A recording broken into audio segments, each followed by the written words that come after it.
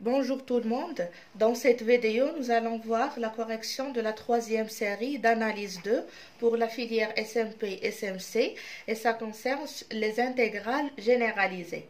Donc dans le premier exercice, on cherche à vérifier que les intégrales généralisées sont convergentes et de plus, on cherche à calculer leur valeur. La première intégrale, c'est l'intégrale entre 0 et pi demi de cosinus de x sur la racine de sinus de 2x d de x. Alors, pour étudier la convergence de cette intégrale généralisée, on commence tout d'abord à voir la fonction sur quel intervalle elle est contenue. Alors, la fonction qu'on cherche à intégrer, cosinus 2x sur la racine de sinus de 2x est continue sur l'intervalle ouvert 0 pi demi. Parce que sinus de 0, c'est 0. Et on ne peut pas avoir 0 sur le dénominateur. Et sinus de 2 fois pi demi, c'est-à-dire sinus de pi, c'est également 0. Donc la fonction, elle est continue sur 0 pi demi ouvert. Alors le problème d'intégration se pose au voisinage de 0 et de pi demi. Donc le problème de convergence se pose en 0 et pi demi. Alors, on calcule maintenant la primitive de cette fonction. Cette fonction admet comme primitive, alors une primitive de cosinus 2x sur la racine de sinus de 2x et alors pour calculer la primitive de la fonction, voilà comment on fait. L'intégrale de cosinus de 2x sur la racine de sinus de 2x d de x, on fait un changement de variable. On pose e est égal à sinus de 2x, alors d de e c'est 2 cosinus 2x d de x. Donc l'intégrale que nous avons c'est cosinus de x sur la racine de sinus de 2x.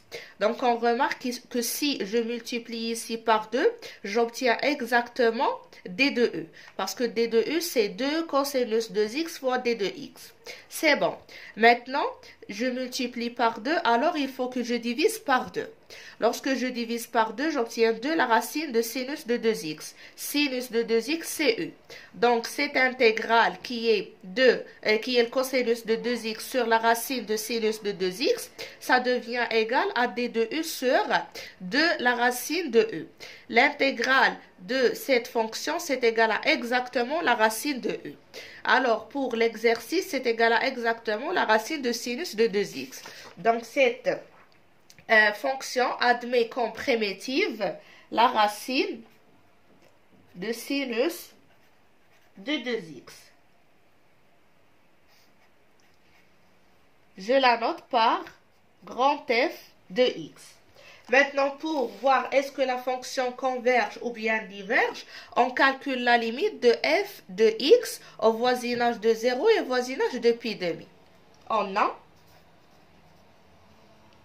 la limite lorsque x tend vers 0 de f de x c'est égal à la limite au voisinage de 0 de la racine de sinus de 2x.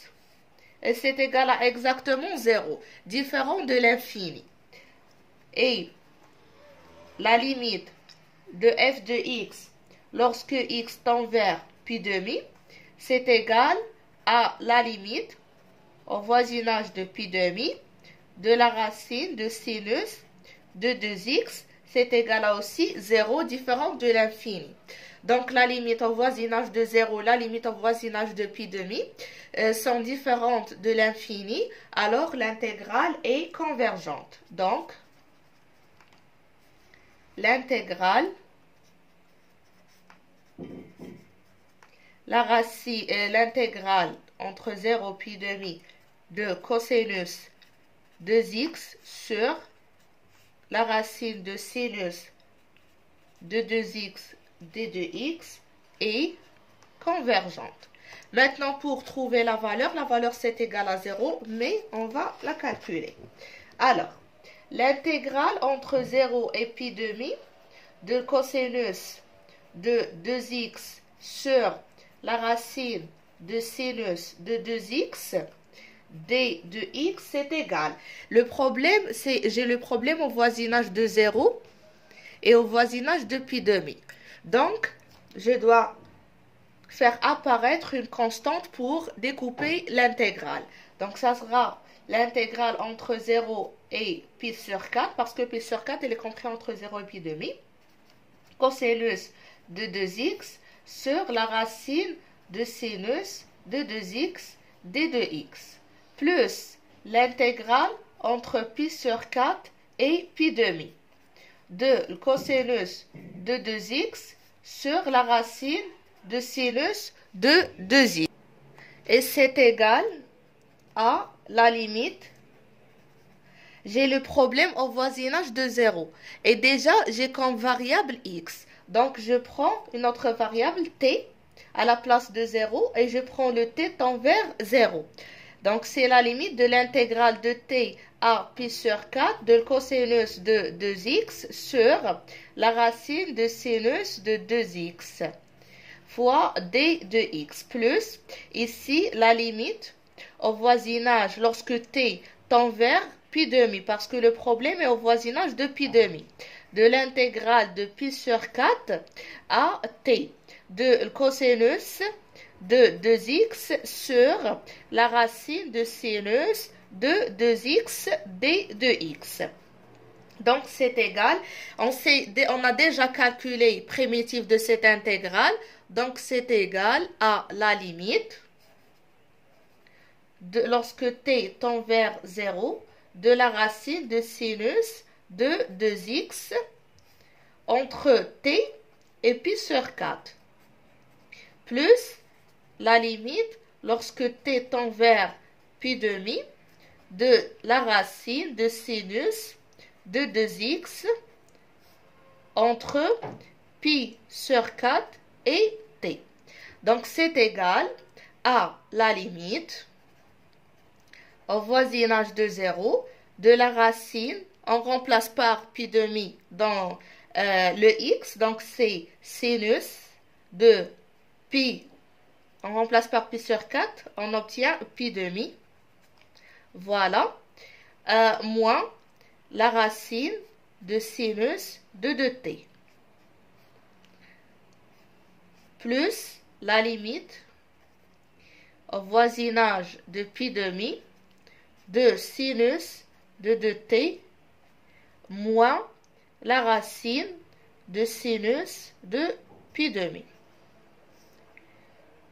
Donc, sinus, si la racine de sinus de pi demi, ça ne dépend pas de t, donc je peux l'extraire de la limite. Donc, c'est égal à la racine de sinus de pi demi moins la limite de la racine de sinus de 2t au voisinage de 0. Ici aussi, je fais extraire moins la racine de sinus de pi demi plus la limite lorsque t tend vers pi demi de sinus, si c'est la racine, de la racine de sinus de 2t. Donc ici, j'ai sinus de pi demi, sinus de pi demi. Après, ce qu'il me reste, c'est la limite de la racine de sinus de 2t lorsque t tend vers pi demi moins la limite lorsque t tend vers 0 de la racine de sinus de 2t. Et on a déjà calculé et on a trouvé que on a démontré, voilà, on a calculé la limite au voisinage de 0 de la racine de sinus de 2x, c'est 0. Et Aussi au voisinage de pi demi, c'est 0. Donc c'est égal à 0 moins 0, c'est égal à 0. Donc la valeur de l'intégrale, c'est 0 et l'intégrale, elle est convergente. Alors on passe maintenant à la deuxième.